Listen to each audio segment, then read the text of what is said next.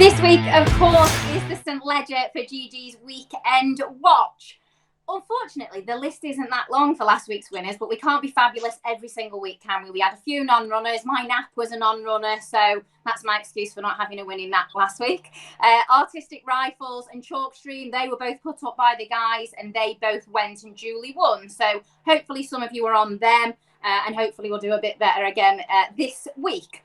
And on to this week, we don't have Andrew Mound. We've replaced him with a younger, prettier model again this week in Kate Tracey, and we have the ever reliable Daryl Carter as well. So we'll be covering races from Doncaster, of course, Chester and Leopardstown, and we'll have a very quick flick over Sunday if the guys have any very early fancies for that. But we don't have decks at the time of recording, so don't tell us off if the horses they mentioned don't go.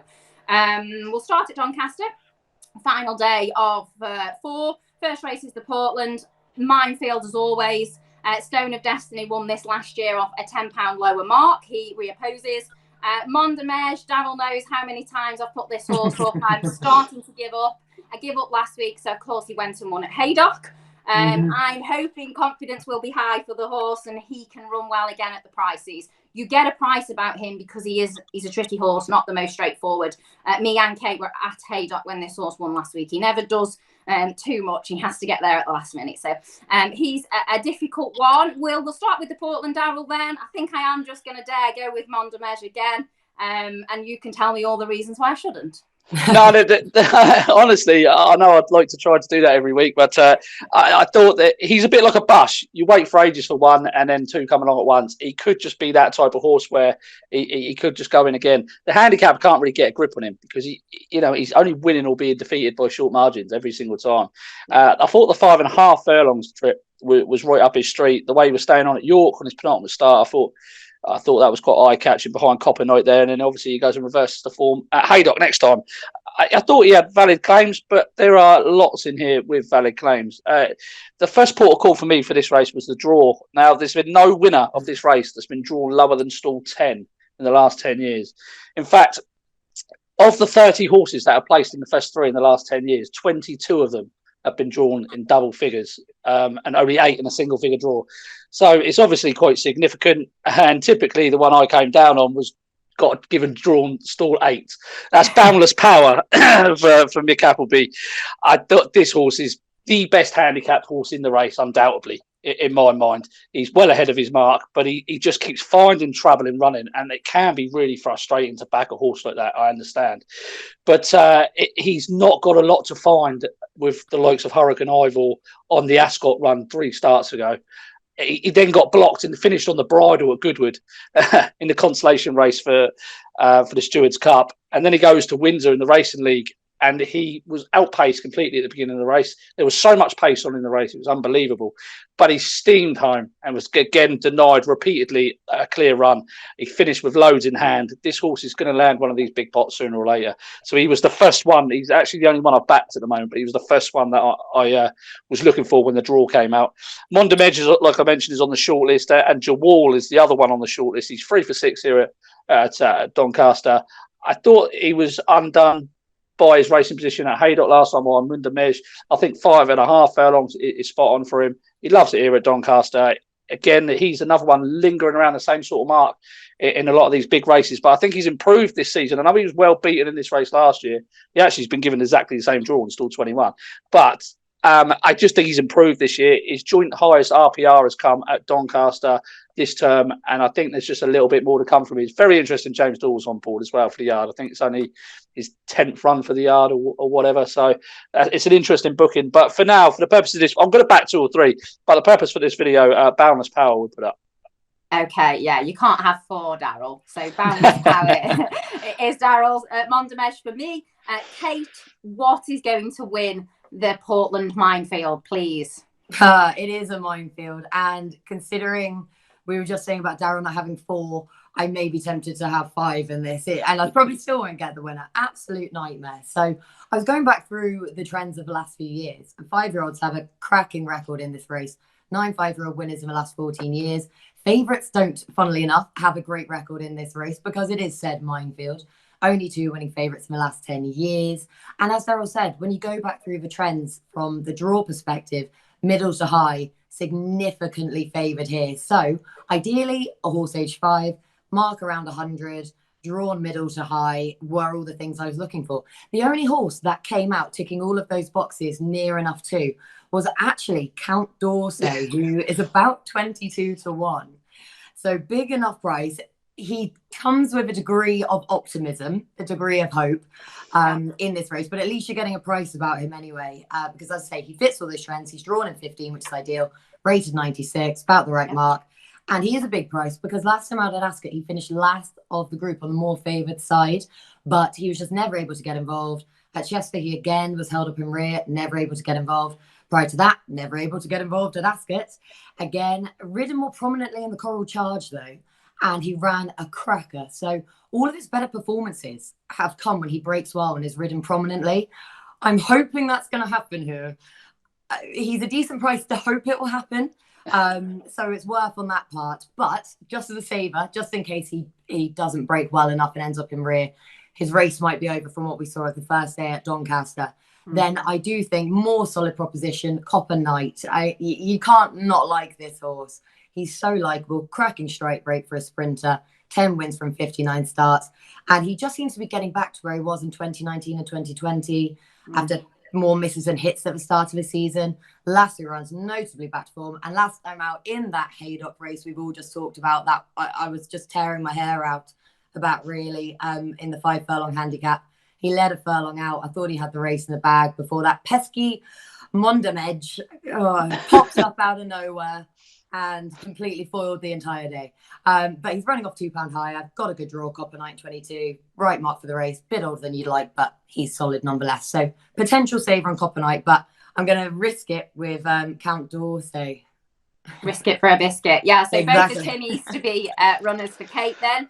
As should with Count d'Orsay, to be fair, as much as he's on the numbers where he's finished, he actually hasn't been getting beaten that far. You know, a couple of lengths each time is really nothing to sniff at in these kind of races. So completely see that angle. But yeah, we've given you about 5 there. So good luck. Hopefully one of them wins. On to the 220 then at Doncaster, the Champagne Stakes Group 2. So we go up to the kind of better racing now. Over the 7 furlong trip, I have to say, crap turnout, but it is what it is. I don't do the entries in the declarations. Just a few runners. Hopefully all 4 will stand their ground come the time of the race. Is it going to be quite simple? We're all waiting to see Reach for the Moon for Her Majesty the Queen.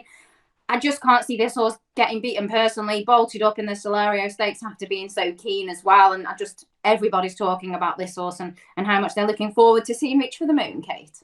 Yeah, totally. So, I mean, as you say, for all that we've only got 4 runners, I'm really looking forward to this because I feel like you're either in team Reach for the Moon or you're in team Lusail in this race. But I'm joining you on team Reach for the Moon though here. I mean, it's so difficult to split them, but I am just marginally favouring him because Lusail, he was talked about as a potential Commonwealth Cup horse then for next season following his Gym Crack win because of the speed he showed rather than a future Guineas horse. Reach for the Moon, following his win in the Solario Stakes, he has been given all sorts of Derby quotes and such like. His pedigree would definitely suggest he's a Derby horse, but the way he races, he's quite keen. And I still think that this trip for now is optimal for him. And I think he's a much faster horse than people give him credit for. I mean, and the way he won the Solario last time out, the trends going into that race didn't necessarily favour his chances, but he was so impressive, wasn't he? And how he could afford to be east down near the line. 7 furlongs perfect for him. Not concerned about the ground because there is some rain about tomorrow afternoon, as in Friday afternoon, which will hopefully see the ground turn to good, I think. Perfect for this lad, Reach for the Moon, yet to run on anything faster. And I still think the Cheshire form is some of the strongest 2-year-old form this season. But the 2-year-old division is obviously getting stronger and stronger, which it needed. But yeah, I would be Reach for the Moon. For all I hugely respect Lusail, really like him. But Reach for the Moon is also getting £3 from him. So enough to swing it in the favour of Reach for the Moon for Her Majesty the Queen. Daryl? Christ. No, I don't like Reach for the Moon. I wasn't visually impressed with him at Sandown last time, but I don't see where he's got a rating of 114 from, if I'm being completely honest. He was a good second in the Cheshire on soft ground to Point Lonsdale. Race turned into a bit of a stamina test, and as Kate just mentioned, stamina is definitely built into that to that pedigree. And it was very easy on the eye at Newbury when he beat Harrow. You know, he showed he could handle better ground. But you know, Harrow's only just scraped home at York off a mark of 85 next time. Now he runs today off a mark of 96. Thursday we're recording today, so it'll be interesting to see how Harrow gets on. At Sandown, he was given so many plaudits by all the social channels. The commentator was new star of the future, etc. I thought, yeah, he was impressive, but I compared it to the race later on the card, won by Silent Escape off a mark of 90. It was much slower than Silent Escape, and Silent Escape was covering £12 more than that horse. How far would you have wanted him to win by to have impressed Daryl, even if they'd gone slow? Right, I'm just trying to. It's a 2-year-old, right? All I'm saying is you're trying to put it into perspective, right? And just to add to the fact that it was a slowly run race, he's only beaten Great Max by 4 lengths. Great Max was the same distance behind him in the Chesham. He's not really beaten anything of note in behind Great Max, and Great Max is, you know, I think he'd struggle to win the handicap mark of 96. Then you go back to Point Lonsdale at Ascot, and you look at his form. What's he beaten since? He's won a Group 3 and a Group 2. He's beaten the same horse twice. He's absolutely done nothing to suggest that he should be rated 115 himself, other than winning in the Chesham. Now, Reach for the Moon for some reason was given a £12 rise by the handicap for his Sandown win, and Silent Escape was given an £11 or £12 rise as well to a mark of 103. But they were carrying Silent Escape carrying much more weight than Reach for the Moon was. And I'm just trying to work out how the hell they've got to a mark of 114. I just think sometimes with these 2-year-olds, the handicapper so quick to try and get them up to a mark in the mid, you know, 1-teens, that the form just gets pushed out the window a little bit. For me personally, I think Lusail has got much the stronger form on offer. The win last time at York, you know, I thought he got away with dropping back to 6 furlongs, to be honest, because I thought stepping up to 7 was definitely going to be beneficial to him. I thought he was going to improve. His run prior to that, when he got up on the line to be asymmetric at Newmarket, is absolutely rock solid. The 4th has come out and won a Group 1 over in Ireland. The runner-up went over and chased home Perfect Power in Deauville, who I think is the best 2-year-old around at the moment, over 6 furlongs, Perfect Power. And it's littered with horses that have won or capable of winning off marks in the 90s. I just don't understand what Reach for the Moon has done to achieve his mark. Now, 2 horses have won this race under a penalty before, both trained by Richard Hannon. Richard Hannon's won this for the last 2 years. I think he's got a massive chance. I think Reach for the Moon is going to be the first horse since Too Darn Hot to try and win both the Solario and the Champagne Stakes. I thought 5-4 was basically built in off that visual impression at Sandown last time, when really the figures and the form doesn't back it up. Now, he could be anything. Like Kate said, they're improving all the time. You know, I'm not writing him off and saying he's a terrible horse. I just feel at the prices, if you're not backing Lusail, I think you're crazy. Well, that's perfect. I'm happy that you're giving us an argument. Harrow's line for Reach the Moon, and that would be it. So Harrow, as I've just said that, Harrow has literally just won off a mark of 96. Can't change your mind. You can't change your mind. Moving on. You've had your say. Anyway, difference of opinion as always here. We go on to the. Yeah, sorry, Kate. Go on. I said that was punchy from Daryl there. I'm almost doing a 360 myself now. That was punchy. Don't do it. Don't do it. Stick with your phone. Never. Anyway, next race. The Kazoo Park Stakes, another 7 furlong Group 2. That's at 3 o'clock at Donny. We've got the very lightly campaigned Lana Cash and Heads the Betting, top rated in here. Daryl, is this a favourite that we like or not? It's hard not to like him, but I think everybody saw his reappearance at Newbury second. I don't think there's any secrets in terms of, you know, the bookies saw it, the price, everybody's seen what he did. He's entitled to improve. He's only had the 4 runs. His most disappointing effort was on heavy ground. Forgive that. You would say that he's entitled to improve from that Newbury run, but Roger Varian has got a very good record with horses returning from 100 days or more off. I think he's got a 24% strike rate and around 22% off with horses off 200 days or more. So you would probably suggest that he was actually fit enough to do himself justice that day. I would be inclined to take him on here.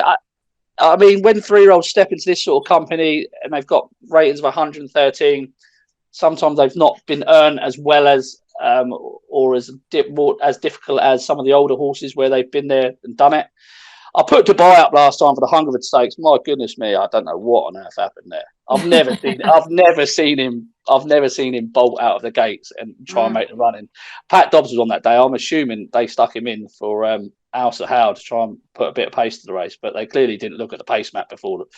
I don't know. It was just too bad to be true. Which was good for me because I put Sacred up.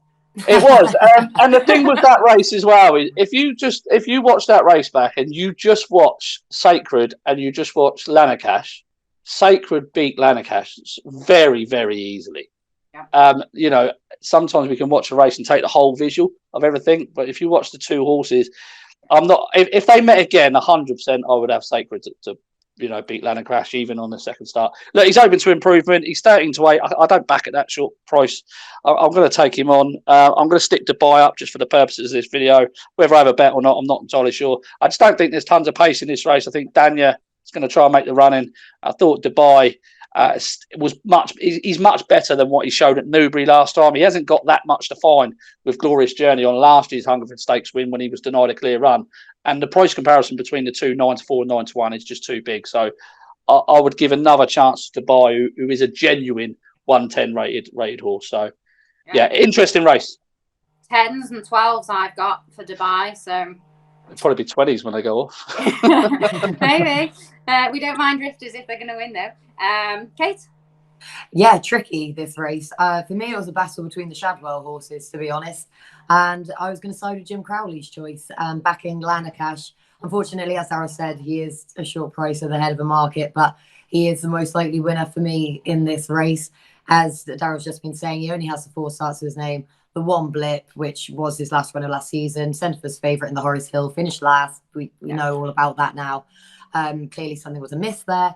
And that return, it was a delayed return as well, wasn't it? In mid-August, to only reappear there, which naturally begged a few questions and was a bit of a concern. But as Daryl said, Roger Varian's record then for getting horses back on the back of a lengthy layoff is a very good one. And he confirmed that himself by running a cracker to finish second at 22-1 in the Hungerford Stakes, only beaten a length there. As you say, Sacred was well on top. Sacred is a very hit or miss horse.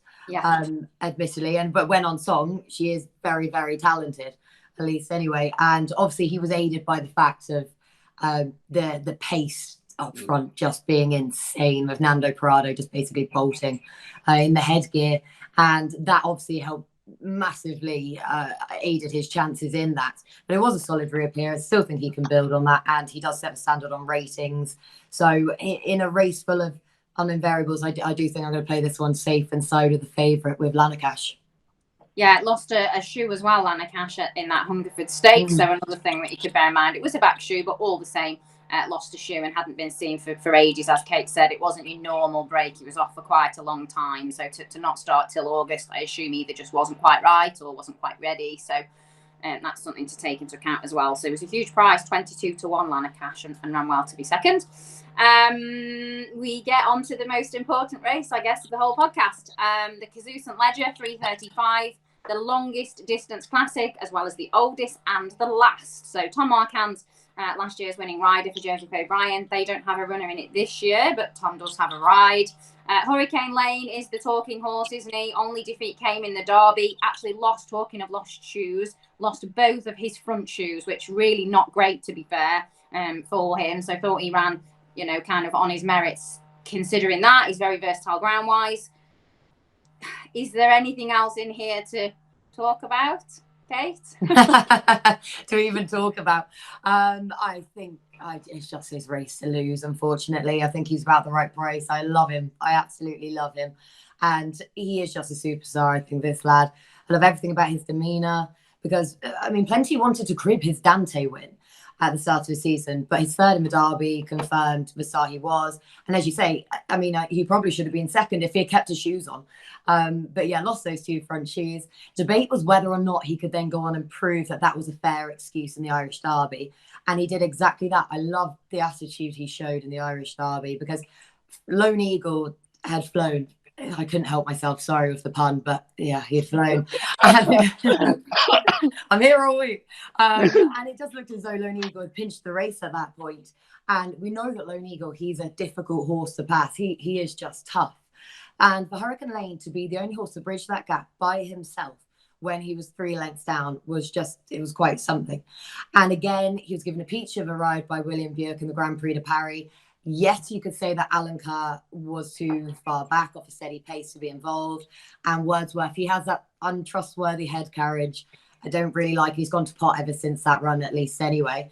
But Hurricane Lane, he was just in a league of his own. He's stoutly bred as well, being bifrancal, out of a listed winning down that one over 2 miles. So he shouldn't have any problem with his first start over a mile 6. And he just looks the whole package for the St. Ledger. And I would be really shocked if he got beat in this. But of those behind, if you didn't want to be taking the short price about Hurricane Lane, I mean, it's fascinating that all of Ballydor's representatives are wearing headgear in here. Every Aidan O'Brien runner is wearing cheek pieces, I believe. I just double check. Yep. And then Doncaster is wearing blinkers. So yeah, they're out for blood in this. I say there's going to be a hefty pace on, as understandably, but especially with the headgear in this race. But one who I do like, if from an each way play to run into a place, I love Mojo Star, and he is a perfect place play for me, because he's had the perfect prep for a St. Ledger, really, because he was probably the best maiden of the country prior to last time out. He was gifted a golden opportunity to get his head in front for the first time at the 5th time of asking. That was a Newbury maiden. He justified 1-6 favoritism. Yes, he probably didn't win as impressively as you may have expected, but that's just him, I think. I don't think he overly exerts himself more than he has to. And it was just an ideal prep run for the St. Ledger, because he hasn't had a hard time with things, rather than his rivals have had hard races in the build-up. So he should be fresh, should be plenty more to come from him. And I do think he's a talented horse who saves enough for himself. So didn't want to be taking short price about Hurricane Lane, who I do think will win. Mojo Star would be my place play for the race. Okay, sounds good. Daryl? Completely agree in terms of Hurricane Lane with everything that Kate's just said. I wouldn't want to be taking him on, but I do think there is a bet in here. So let me just get my betting slip up. I've already backed it. I quite like Scope. I can't believe Scope's 50-1, really, for this, especially given he's beaten Mojo Star. You've put him up before on here, haven't you? I have, yeah. He ran a blinder, I thought, after a little bit of time away from the track. I don't know if it was an issue with him or whatsoever, but he finished 5th. He's only beaten a couple of lengths by Yabir and a Great Voltager. Yeah. You know, he's not. I mean, he's less than 2 lengths behind Mediterranean, Youth Spirit, Sir Lucan, and he's finished in front of High Definition, and he was staying on again at the finish, looking like he wants an extreme trip. He's 50-1 in here, and the rest are. I mean, how High Definition's 8-1 and he's 50-1? I really don't know. The betting without market is the point I'm trying to get at. You do know. Trained by Aidan O'Brien, and he wears those colours. That's it. You do know. I do, but you know what? You would have said earlier in the season that High Definition St. Ledger, wouldn't you? That from the moment you see him, that's what you would have said. But for whatever reason, he's obviously. I'm not doubting Aidan's ability to say how good a horse is. No one should do. But from what we've seen on him, he's very difficult to back. You know, even if he goes and wins this, he's very difficult to have confidence in at 8-1 in the St. Ledger after what he's shown the last 3 times. Whereas Scope is entitled to improve after just 4 runs. He's beaten Mojo Star, who's in here at 6-1. He's beaten High Definition in here, who's 8-1. He's 28-1 without the favourite, Hurricane Lane. He's 40-1 without the favourite, Hurricane Lane. He's 28-1 without Hurricane Lane and Ottoman Empire. I don't think Ottoman Empire will stay, but I'm just giving you a price. Look, those are massive prices. Those are massive prices, considering there is no depth in behind Hurricane Lane, really. And the unexposed nature of Scope is a big draw. And I really thought he ran well in that Great Voltager. I think the step up and triples suit him, especially on quicker ground. I think there's lots to like about him. 50-1, I think it's a massive price. Do you think, I'll ask the pair of you, do you think that High Definition is so popular in the market because of him being supplemented? Do you think people think it's a deliberate ploy now that they've got him back to where they wanted him, or do you think that's swaying people? I mean, I don't know. He only ran 24 days ago, didn't he? I mean, how quickly has he turned his How quickly is he going to turn his season Yeah. around? That would be the thing. Unless they've stuck the pieces on at home and he's been working, and all of a sudden he's flying. But they've been telling us how well he's been working and how good he is before he had his first run this season, and look how that's panned out. So you can't believe that, can you? Yeah, exactly. And I think as a punter, I think you can only, I mean, you can hear, you're best off working with your eyes rather than your ears. I mean, you can hear all these people say, yeah, oh, he's doing this, he's doing that. But until you see it on the track and it's there in black and white on paper, I mean, you're going to struggle to back him. He's definitely a talented horse. You can tell that just from the size and scope he's got. Yeah. You know, and he's definitely a stayer. He's probably more than likely going to get the trip. You are pinning a lot of hopes on these first time cheap pieces, I think, with high definition at the moment. And I don't know if I love rattling ground for a massive big horse either. Yeah. So, you know, there's loads of reasons to make you think, you know, and he is huge. He's ginormous, which on rattling ground, do we want? Maybe not. So, yeah. The good news is I don't have to put a bet up, so I'm not going to. So Kate, Hurricane Lane and Mojo Star each way. Daryl, what's the actual bet in this race, with or without something, or what? The actual bet would be, I would take I would bet both 40 to 1 and 28 to 1, because there's no chance he's a 28 to 1 shot without the two at the top of the market. But I don't think Osman Empire stays. So I'll say take the 40 to 1 without Hurricane Lane, back it each way, 3 places without Hurricane Lane. I think you'll at least hit the frame there. Lovely. 40 to 1 winner. Very good. Easy this game. Yes. Before we move on to the Leopardstown race, any others at Doncaster, I'm going to give Royal Fleet in the 5-10, another horse who is a massive big horse, straight mile suit.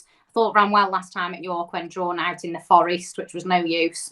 I think he's a good horse in a handicap. So just one I found. I know I don't normally do any others anywhere else, but Royal Fleet in that 5-10 I like. Anything for either of you in the other Doncaster races? Nothing for me. Not at Doncaster, I'm afraid.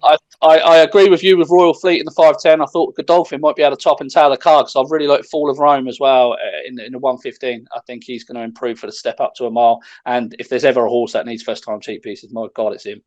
So yeah, I thought they could top and tail the card. Okay, over to Ireland we go. Leopardstown, the 245, and big race over the weekend over there.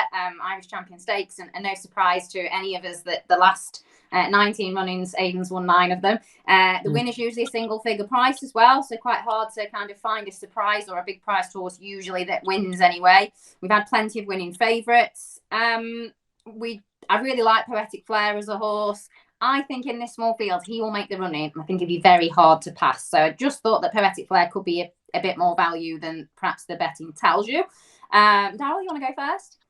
This is unbelievable. Surely stats and everything go out the window when you've got 3 horses 120 plus taking each other on. If you can't get excited about this race, guys, my God, you might as well just go home, because this is a proper. Yeah, this is a proper race. Love St Mark's Basilica, 4-time Group 1 winner, the French Guineas, French Derby, Eclipse winner. He's got a blistering turn of foot. I thought he was the one in the race where there is a significant lack of pace. I thought he was the one that wouldn't actually mind it because of that turn of foot he's got. I would be slightly against Hanawa here, dropping back to a mile 2 on quick ground in a slowly run tactical race. I thought that might be her undoing, but she's a class act for sure. And Poetic Flare, yeah, like you say, if I thought that I knew he was going to make the run in, I don't know how slow they'll go, because Poetic Flare's too keen. He is quite keen as well. If they kind of let him off the front end. I totally agree. That would be the way I would play it if I was, given the instructions. But thankfully, I'm not. He's a cracking horse, and when he was beaten by a head over in Deauville by Poetic Flare, I thought Kevin Manning got him going a little bit too late, and I thought he was doing his best work at the finish. The trip won't be an issue. I mean, he might even improve for this trip. I think looking at it, he looks like the bet at the prices in this field. Yeah. But I do think St Mark's Basilica is a proper. I think he's the best horse in the race. Poetic Flare will make the run in, travel over well, and St Mark's Basilica will loom up and slam us out the water, I'm sure. That's the problem. That's the problem. Yeah, that's the problem. I mean, how do you get St Mark's Basilica beat here? If you go slow, I think he's got the superior turn of foot. I know. If you go slow, it might. I just think Poetic Flare, the only way it might get it beat is by going from the front, just keep going and just hope that he's super hardy out in front, which he is. And that's probably why it's a 7-2 shot. I mean, this is a good race for an in-running punter, I would suggest. So as soon as we know what's going to happen when they come out the stalls, I think there. But for the purpose of this video, I'm going to stick with St Mark's Basilica because I couldn't find a way of getting him beat. Kate? It's so tricky, isn't it? And I'm of such a similar mindset as a pair of you two, because that's the thing with Poetic Flair. If he sets a steady pace, he'll get on for a turn of foot, then by St. And he'll be too keen. Yeah. But then does he jeopardise his own race with his first start over 10 furlongs? If they just let him bowl on, at least he won't be keen. And as you say, Leonna, he is so hardy. He isn't going to be easy to pass at the best of times. But how on earth does Kevin Manning ride him to optimal effect that suits him, but also can get St Mark's Basilica beat? So it's so tricky. I can't wait for this. I'm so excited. This whole flat season we've been so spoiled, haven't we? It's been a cracker of a season all through, and I do think this is going to be, for only the forerunners, another feature race of the entire season that we'll be looking back on as a highlight for sure. But I am also a St Mark's Basilica here. I just think he's getting better and better, and it was interesting at the start of the season that he was cited to go to France because instead of taking on the English classics. The reason I just assumed at the time was because he's by Sayuni, and so he would have suited French conditions. Wow. Also, the turn of foot he possesses that Daryl was just talking about, that really suited the French style of racing. And then to win the French 2000 Guineas, the French Derby, with that explosive turn of foot, don't be fooled by the fact it shows that it was soft ground that day. It wasn't soft ground at all. And that day the timings will tell you that. But I just wondered if he would be vulnerable, therefore, in the Eclipse last time out. And it was such a muddling race. And but his turn of foot just won him the race. He was fantastic. And yes, he capitalised on Mishriff's lack of fitness, and he should have been beating a day at Benel Drama anyway. But nonetheless, that was the moment you thought, yeah, this is Ballydoyle's best 3-year-old colt this season by a mile. And the trip is obviously fine for him, rather than, I agree with Daryl Tanawa, I don't fancy her back down in trip with just 4 runners. What could, if it does turn out to be a tactical affair, which it most likely will be. I love her, but I'm just concerned for that basis. And with Poetic Flair stepping up in trip, I do think he wants further than a mile. I think he wants a strongly run mile / a step up in trip. So he's getting that here. But St Mark's Basilica splits the difference. And yes, we haven't seen him since he got that leg infection when his shoe came off on the gallop and cut his leg. So hence why he missed the Judgment. But I'm not concerned about this lad with a longer layoff than expected because of all the variables that are in his favour. So just looking forward to it more than anything. But yeah, St Mark's. Yeah, that's what I thought. That's the thing with this. I don't really want to have a bet in this race simply because I don't want the money to affect how much you just want to enjoy it. Yeah, exactly. Yeah. Well, you're allowed the very odd no bet race, so you can have. Ah, that'd be silly. Okay. So St Mark's Basilica for you too, and if I was to have one, I would just go with Poetic Flair and hope he makes a running and hope he's not too keen. So a little bit of a difference there, but all kind of on the same wavelength. Anything else in any of the other races at Leopardstown on Saturday? I actually do this time around. In the 3:15, so the following race actually after the Irish Champion Stakes, the Group 3 Paddy Power Stakes, and a horse who actually he's a little bit shorter than I thought. So I've only just seen betting for the first time, but I'll still side with him. Is Salamorak, because he can be forgiven for his later start in the Grand Prix de Paris behind Hurricane Lane. We've spoken about that race. He raced in last, so he just could never get involved. He was eased out of things. He's had a break since. If he can bounce back to better form, as shown on his penultimate start when finishing second in the King George V Stakes at Royal Ascot, he was given plenty of weight all around there, and he still finished second by a neck.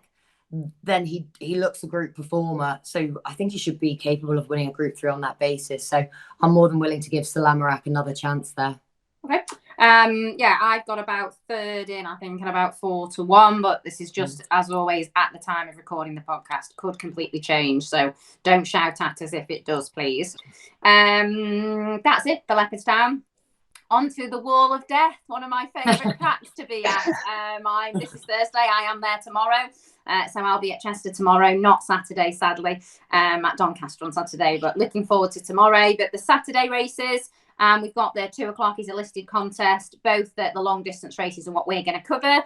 And fun for commentator, we've got Alounak and Alounak. Yes. Peter Piper, Picked a Pecker, Pipple Pepper, whatever it is. So that'll be fun to watch and listen to. If nothing else, they're obviously completely kind of different prospects coming into this. One we've seen recently, one we haven't. Where shall we start, either or, Kate? Oh, let Daryl go first. Oh, go on then, Daryl. I'm a gentleman like that. I thought Alounak was one of the better bets of the day. To be honest, I know no course experience. That's a little bit of a concern, I guess. But thought it was a blinding run in the E-ball last time. Probably just effort just sort of petered out towards the finish. Was waiting for room. I put him up that day. But I thought it was a cracking run. It's in career best form at the minute. Recorded RPRs of 114 and 114, 2 of the last 3 runs. This is far weaker than what Alounak's been used to. And Alounak is returning from 364 days off. Now, I know Alounak has won fresh previously. But Alounak has won fresh previously, sorry. But this is a little bit deeper in terms of having Alounak in here to beat. I didn't think the Newcastle win on seasonal reappearance last year after 252 days off was up to Alounak's level. None of these should be good enough to beat Alounak. It's strange, 5-2. I think it's a belting price. What about rain for Alounak? Do we need rain? Or... No. Proved in the E-ball. Proved in the E-ball last time. Handles the ground. Has previous decent form on good ground. Has won in Germany on good ground. I wouldn't worry about the ground. I don't think he's that ground dependent, to be honest. Not as much as they originally thought. Okay, perfect. Alounak is second in at the moment, but they are flip-flopping Alounak and Alounak. Kate? That was my favourite part of that, was Daryl trying to pronounce each one there in turn. It's hard work. It is. I've been practicing. That's what I did before we came on. I looked at this race and I was like, who thought of that? Who thought that was a good idea to produce you in the same race? Nightmare for a commentator. I'm not siding with either of them. Not because I'm getting their names confused, but just because there's a horse further down who I really like, and I still think he's got plenty more to come. Oh, it's not Wells Fargo. It is. I love him. I'm not giving. He cost me a fortune. He has. Another cliff horse, is he? Yeah. One of the many. I can add him to my list. It's fine. I'm over the page now. I still don't think he's one to give up on, because yes, Alounak and Alounak set the rating standard in this listed race, but Wells Fargo, he was bang there with those ratings and beyond prior to that lengthy absence of 19 months. And prior to that, he had looked hugely promising and progressive. And he looked as though he was group class. As shown when winning the Group 3 Bahrain Trophy, that was in 2018, and winning listed Fred Archer by 4 lengths back at Newmarket on the July course, where he's unbeaten from those 2 starts at the track. He was highly tried, including running in the Group 1 Goodwood Cup Stakes and the E-ball, where he was a live fancy, finished mid-div, just worse than. Then he pulled up virtually on his final start before having the time off. Returned at a big price at 33-1 last time out at York in the Group 2 Yorkshire Cup Stakes. And he showed up really well for a long way there, leading a furlong out before weakening out of things, just looking as though he blew up to my eye. So back in listed company here with that run under his belt, drawn in 1, ideal for his front running tactics, and he's just too big a price for me. And looking at the weather at Chester as well, they've been due a fair amount this afternoon. So I just think, considering the issue that he obviously had, which kept him away from a track, that's probably not a bad thing either. So I will side with Wells Fargo. Okay, maybe don't want the ground too rattling if he's had issues, but I think about 16-1 I've got. We'll take that. I'll just want to check the other. Very good case, that. Yeah. You're tempting me back in. You're tempting me back in the back hill. 12s on one and 16s on another. So both good each way value. Come back to the cliff, Daryl. Come back to the cliff. Do you remember the horse Cliff that never won? It did win in the end, but it took a really long time. Anyway, so Alounak for Daryl, the one with an N and no G. Horse number 3. It's like a greyhound race. You have to say the number because the name's all the same. And Wells Fargo, which you won't confuse with anything else for Kate. No. The other long distance race we're going to cover is also from Chester. The 235 is a class 3 handicap over that little bit further, so 1-6. We have Sprint Cup winning connections, kind of the current market leader, who's very unexposed. I thought Mr. Curiosity was the bet in here for me. We talked about unexposed horses. There's one at the top of the betting. I thought this horse was one of them. I was really disappointed with this horse at Newcastle last time in that racing league. I don't know what happened. I feel like they just didn't get him involved in the race, sat too quiet out the back, and just never really got involved, which I was disappointed about. But before that, it sat handier and been ridden more positively, a little bit more aggressively, and he's ran really well. So I think the step up in trip will suit. They go plenty quick enough at Chester anyway, hoping that they'll kind of sit second or third. I just thought there were so many exposed horses in here that you kind of know where you're at with them, and Mr. Curiosity was not one of them. So that's going to be my selection in the race. Kate, you can start this time, please. Yeah, very good case there for Mr. Curiosity. I totally agreed. I didn't think that opening handicap mark was beyond him at all, and then that was just very disappointing. Yeah. So pound back, he does look very interesting. I thought this race was a nightmare. I found this so difficult, this race. So I'm siding with one that may not even run in this race, which is my kind of get out of jail card, I guess. I'm already thinking of the caveats. But it's Nuits and George. Now, I had wanted to side with him here, but he is declared to run tomorrow at Doncaster as well. So I fear he may target that handicap instead. But he's got a really good draw here for his tactics in one. I'd say to be able to capitalise on his front-running way of going. Perhaps that's why they did it, in case they got drawn out in the car park. I think that's what I'm hoping. That's what I'm hoping. Devin, well, that means you will run. You thought you were hoping you could get out of jail with it, but you won't. I know, and maybe he'll run, and maybe I'll just look for even double fall. Yeah. Either way, but yeah, so I hope he will run here, because this will just play to his strengths. Chester much more likely to play to his strengths than the round course at Doncaster, where his front running tactics probably won't be seen to such good effect. So I will side with him for now, for the sake of the podcast. And if he does run tomorrow instead, then I'll change tack and with this race and reassess. But for now, everything looks in the favour for this lad, because he tried to make all last match at Goodwood just on a day where the track was just eating front runners alive with the headwind. So I can completely draw a line through that. Prior to that latest start, he really found his form and looked to be on an upward trajectory of improvement, with wins at Salisbury and Goodwood, where he had Prince Alex behind in second, who reversed that form comfortably last time out. But with £1 back from the handicapper, he remains well treated, should have conditions to suit. So please, shout out to David Manufier. Please run him here instead of Doncaster. He's 17-2 at Doncaster. He's about 13-2 here. Betting tells you he's got a better chance here. For all it's £8,500 or £8,761 to the winner at Chester, rather than £27,000 to the winner at Doncaster. But who cares about prize money nowadays? Yeah, we just want winners. I'm sure David watches this podcast, so make sure you go to Chester, David. Yeah, yeah. Daryl? Yeah, I like Hochfeld. Drawn out and stall 10, but those drawn wide over this trip, 12 furlongs to 14 furlongs, and field size of 10, but actually got a better return of investment than those drawn middle or low. So I thought that he would be overpriced on that basis alone. Not only that, but this is a drop in class for him, back into a class 3. His form figures in class 3 company read 2, 1, 3, 1. Johnny Petey's riding in fine form at the moment. He takes £7 off. Hochfeld is now effectively running off a mark of 89 in this race. He loves it here at Chester. He's 2 from 5. His 3 defeats have come by a neck in listed company, 1 3/4 of a length in a listed race, and his last visit was behind Falconate and the Grand Vizier, under a penalty off a mark of 98. Now he's almost £10 lower here. This is far easier than what he's been contesting all season in Class 2 races.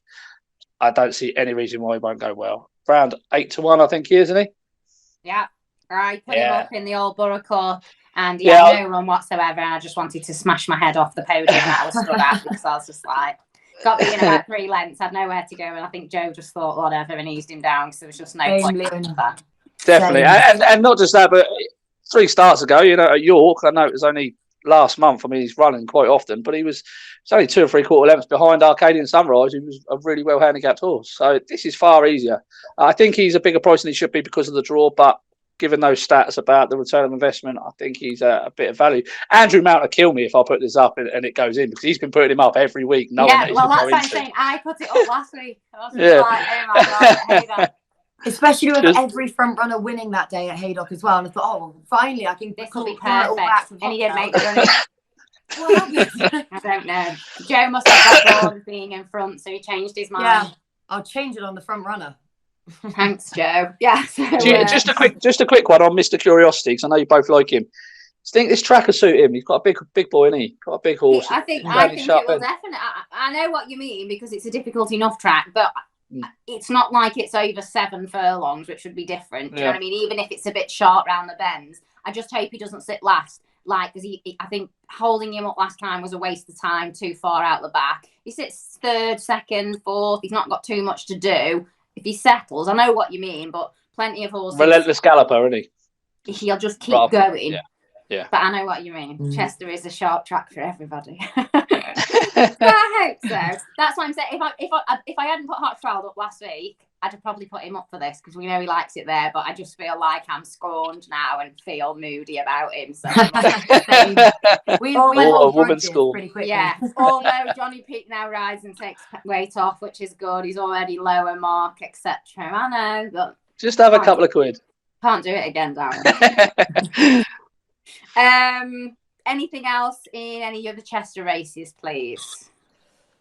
Yeah, I've actually got one in the 310 in the next race, actually, which now that we've reached September, I can finally get stuck into my nurseries. That's sort of my rule, is I try and save until I get to September to really start actually betting in nurseries, just because of natural growth progression of 2-year-olds. I find it so hard to get any handle of them until this point of the season. And then I love nurseries into the autumn.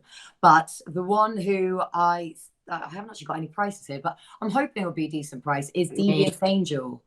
If you've got any price about her, they're number 2 on a return to this track. I think hoping she will be, because she comes around the back of a lesser run last time out in listed company at Newbury. Not much was expected of her there, to be fair. Devious Angel. Yeah. 7s now. That's all right. Yeah, I'll take 7s. Yeah, because I mean, last time out, not much was expected of her. She was sent at 25-1, and she probably ran accordingly as a result.